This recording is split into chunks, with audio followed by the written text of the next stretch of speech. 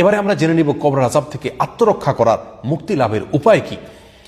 ইবনুল কাইয়িম রাহিমাহুল্লাহ কিতাবুর রূহে বিস্তারিত উল্লেখ করেছেন। আমরা সংক্ষেপে কবরের আযাব থেকে মুক্তি লাভের জন্য তিনটি কারণ উল্লেখ করতে পারি।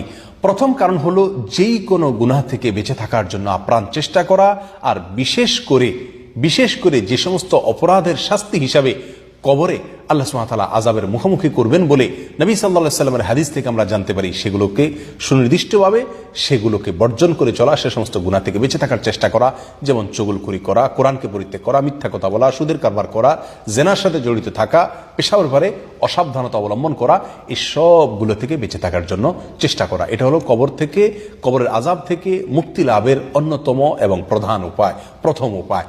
দ্বিতীয় উপায় হলো নবী সাল্লাল্লাহু আলাইহি সাল্লাম যে দোয়াটি কবরের আযাব থেকে মুক্তি লাভের জন্য সবসময় পাঠ করতেন, আল্লাহুম্মা ইন্নী আউযু বিকা মিন আযাবিল কবর, আল্লাহ কবরের আযাব থেকে আমি আপনার কাছে আশ্রয় চাই, আপনার কাছে পানাহ চাই, আপনার কাছে মুক্তি চাই। এই দোয়াটি আসুন আমাদের জীবনের অংশ করে নেই।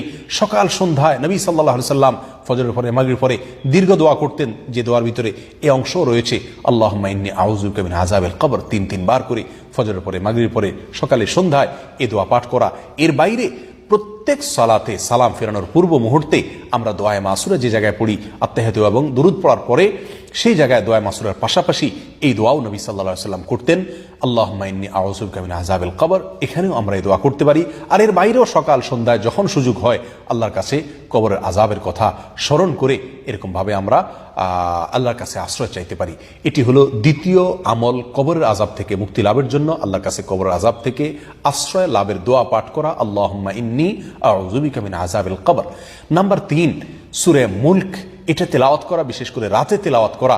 কারণ মুস্তাদরাকে হাকামে বিশুদ্ধ সূত্রে বর্ণিত হাদিসে আসছে, নবী সাল্লাল্লাহু আলাইহি সাল্লাম ইরশাদ করেছেন, সূরাতুল মুলক এটা মানিআতুম মিন আযাবিল কবর, কবরের আযাব থেকে মানুষকে রক্ষা করে, এটা কবরের আযাবকে প্রতিরোধ করে, একজন মানুষকে কবরের আযাব থেকে মুক্তি দান করে এই সূরা, অর্থাৎ এই সূরার তেলাওয়াতের আমল।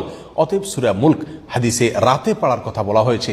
যে কোনো অংশে রাতের শোয়ার আগে যে কোনো সময় আপনি সূরা মুলক পড়ার অভ্যাস করে নেন।